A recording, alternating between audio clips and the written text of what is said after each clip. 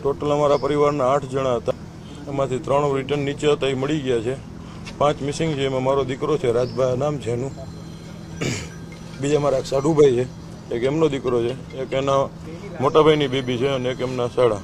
Total 5 જણાની કોઈ ઓળખ પરેડ થતી નથી. આવી રીતના મારી માંગણી એ છે કે સરકાર એને કાં તો ફાંસીની સજા દે, બરોબર છે, અને કોઈ પણ રીતનો આમાં કોઈ એડવોકેટ ભાઈઓ છે એ કોઈ આનો કેસ ન લડે, નો હાઈકોર્ટમાં કે નો સુપ્રીમમાં કે નો અહીંયા. જો કોઈને પૈસાથી જ કેસ લડવો હોય તો જે એની ફી થતી હોય નથી 2 લાખ રૂપિયા હું મારા પોતાના વધારે આપીશ. બીજું મારે કોઈ સરકારી સહાય જોતી નથી. મીડિયાની હાજરીમાં મને જે સરકારી સહાય મળશે, જેને જરૂરિયાત છે એનું આપી દઈશ. બીજું જો આ લોકો એક જાતની સજા પડી કે એ લોકોને ફાંસીની કે 100 કોઈ પણ એને સજા પડી, સજા પહેલા જો એના જામીન મંજૂર થયા તો હું બધાને મારી નાખીશ.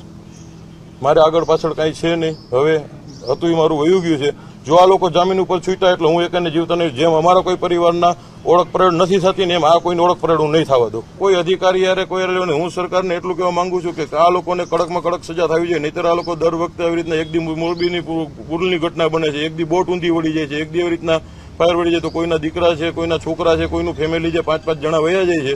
છતાં એવી કઈ વસ્તુનું એક્શન લેવાતું નથી. અને હવે સરકાર એક્શન ન લે તો હવે પબ્લિક એક્શન લેશે. હું તમને લઈને દેખાડી